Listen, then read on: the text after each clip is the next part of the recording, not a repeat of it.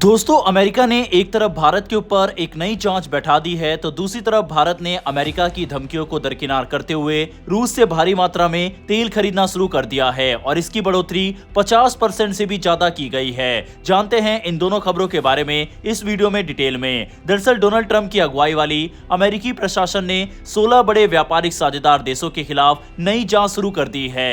इन देशों में भारत, चीन, यूरोपीय संघ, जापान, दक्षिण कोरिया और मैक्सिको जैसे बड़े नाम शामिल है। इसके अलावा Taiwan, Vietnam, Thailand, Malaysia, Cambodia, Singapore, Indonesia, Bangladesh, Switzerland और नॉर्वे भी इस जांच के दायरे में आए हैं। दिलचस्प बात यह है कि अमेरिका का दूसरा सबसे बड़ा व्यापारिक साझेदार कनाडा इस सूची में शामिल नहीं है। यह जांच अमेरिका के पुराने व्यापार कानून के एक खास प्रावधान के तहत की जा रही है जिसे section 301 of the trade off 1974 कहा जाता है। इस कानून के तहत अमेरिका को यह अधिकार मिलता है कि अगर उसे लगता है कि कोई देश अनुचित व्यापारिक नीतियां अपना रहा है तो वह उस देश के सामान पर अतिरिक्त टैक्स यानी टैरिफ लगा सकते हैं या अन्य जवाबी कदम उठा सकता है। अमेरिका के ट्रेड प्रतिनिधि जेमिसन ग्रेयर के मुताबिक इस जांच का मुख्य उद्देश्य ये पता लगाना है कि क्या इन देशों में उत्पादन क्षमता जरूरत से ज्यादा है और क्या ये वैश्विक बाजार में असंतुलन पैदा कर रही है। उनका कहना है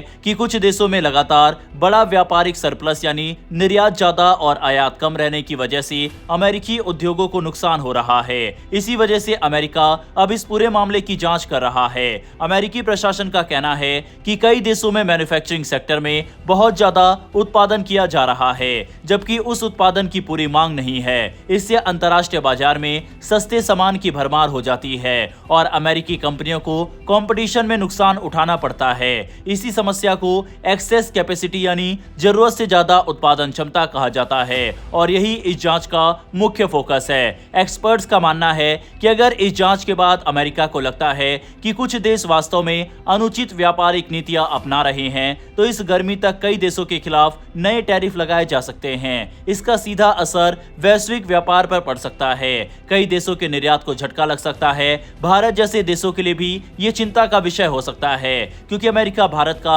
एक बड़ा निर्यात बाजार है। इस पूरे घटनाक्रम की पृष्ठभूमि भी काफी दिलचस्प है। पिछले महीने अमेरिका के सुप्रीम कोर्ट ने डोनाल्ड ट्रंप द्वारा लगाए गए कुछ वैश्विक टैरिफ को गैर कानूनी करार दिया था। इसके बाद ट्रंप प्रशासन ने तुरंत एक नया रास्ता निकाला और उसी पुराने व्यापार कानून के तहत नई जांच शुरू कर दी ताकि जरूरत पड़ने पर फिर से टैरिफ लगाए जा सके। फिलहाल ट्रंप प्रशासन ने फरवरी के अंत में अस्थायी तौर पर 10% का टैरिफ लगाया था जो लगभग 150 दिनों के लिए लागू है। ये tariff section 122 of the trade act of 1974 के तहत लगाया गया था, लेकिन यह अस्थायी व्यवस्था है, इसीलिए प्रशासन अब एक स्थायी रणनीति बनाने की कोशिश कर रहा है। इस जांच की प्रक्रिया भी काफी तेज रखी गई है।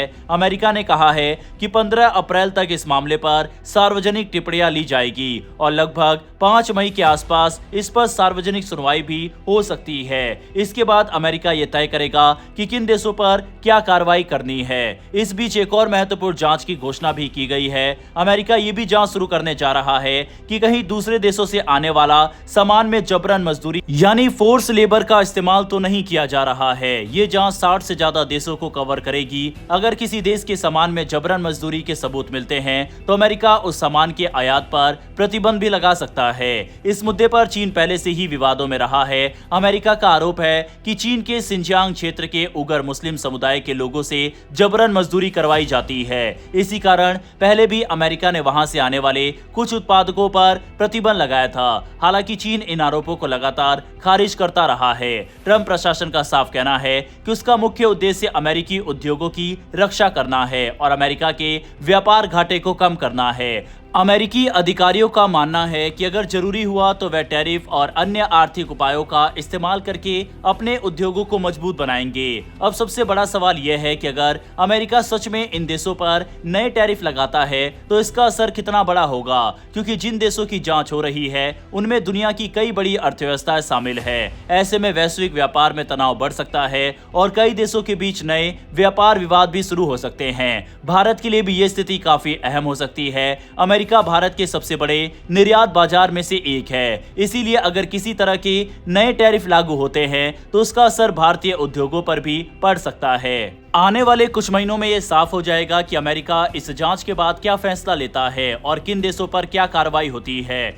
दूसरी तरफ दोस्तों, हाल के हफ्तों में भारत की रूस से कच्चे तेल की खरीद में लगभग 50% की बढ़ोतरी हुई है। जहाजों की ट्रैकिंग से जुड़े आंकड़ों के अनुसार मार्च महीने में भारत ने करीब 15 लाख बैरल प्रतिदिन रूसी तेल खरीदा है, जबकि फरवरी में यह आंकड़ा करीब 10.4 लाख बैरल प्रतिदिन था। यानी सिर्फ एक महीने में ही रूसी तेल की सप्लाई में बड़ा उछाल देखने को मिला है।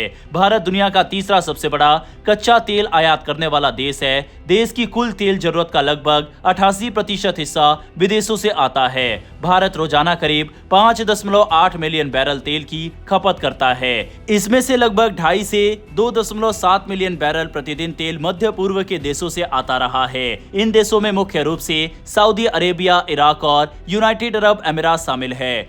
इन देशों से आने वाला ज्यादातर तेल एक बेहद अहम समुद्री रास्ते से होकर गुजरता है, जिसे स्ट्रेट ऑफ हॉर्मुज कहा जाता है। ये दुनिया के सबसे महत्वपूर्ण तेल मार्गों में से एक है, लेकिन मध्य पूर्व में बढ़ते सैन्य तनाव की वजह से इस समुद्री रास्ते पर तेल की आवाजाही काफी प्रभावित हुई है। इसी वजह से भारत को वैकल्पिक स्रोतों की तलाश करनी पड़ी और रूस एक बड़ा विकल्प बनकर सामने आया। विशेषज्ञों के अनुसार मार्च में भारत को इस समुद्री मार्ग के जरिए लगभग 2.6 मिलियन बैरल प्रतिदिन तेल मिलने की उम्मीद थी, लेकिन मौजूदा हालात में ये सप्लाई बाधित हो गई। ऐसे में रूस से आने वाला अतिरिक्त तेल इस कमी को कुछ हद तक पूरा कर रहा है। ऊर्जा बाजार का विश्लेषण करने वाली कंपनी के विश्लेषक सुमित रितोलिया के मुताबिक मार्च में रूस से अतिरिक्त 10 से 12 लाख बैरल प्रतिदिन तेल की आपूर्ति बढ़ सकती है, जिससे मध्य पूर्व से आने वाली कमी थोड़ी कम हो सकती है। हालांकि भारत ने पिछले कुछ वर्षों में अपनी ऊर्जा रणनीति में बदलाव करते हुए तेल के स्रोतों को विविध बनाने पर जोर दिया है।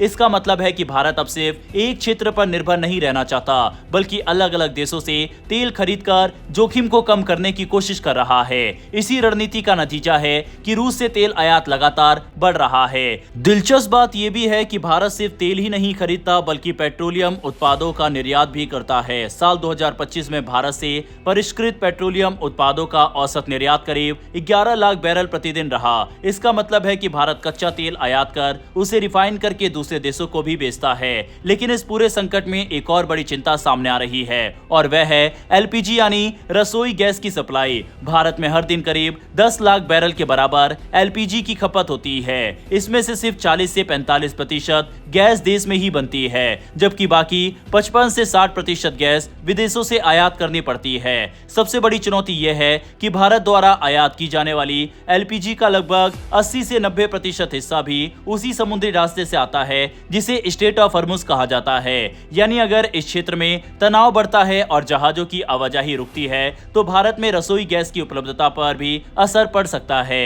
हालांकि भारतीय रिफाइनरियां कोशिश कर रही है कि अपने संचालन में बदलाव करके एलपीजी का उत्पादन थोड़ा बढ़ाया जाए। उदाहरण के लिए कुछ पेट्रोकेमिकल उत्पादन को कम करके रिफाइनरियां एलपीजी निकालने की प्रक्रिया बढ़ा सकती है, लेकिन विशेषज्ञों का कहना है कि इससे बहुत बड़ी राहत नहीं मिल पाएगी, क्योंकि घरेलू उत्पादन सीमित है। अगर रिफाइनरियां अपनी क्षमता बढ़ाकर एलपीजी उत्पादन में 10 से 20% तक की वृद्धि भी कर दे, तब भी देश की कुल मांग का लगभग आधा हिस्सा ही घरेलू स्तर पर पूरा हो पाएगा। बाकी गैस के लिए भारत को अभी आयात पर निर्भर रहना पड़ेगा। ऐसे में साफ है कि मध्य पूर्व में चल रहे तनाव का असर सिर्फ तेल ही नहीं बल्कि गैस सप्लाई पर भी पड़ सकता है। फिलहाल भारत रूस से तेल खरीद बढ़ाकर स्थिति को संभालने की कोशिश कर रहा है, लेकिन अगर क्षेत्र तनाव लंबे समय तक जारी रहता है तो ऊर्जा सुरक्षा भारत के लिए एक बड़ी चुनौती बन सकती है।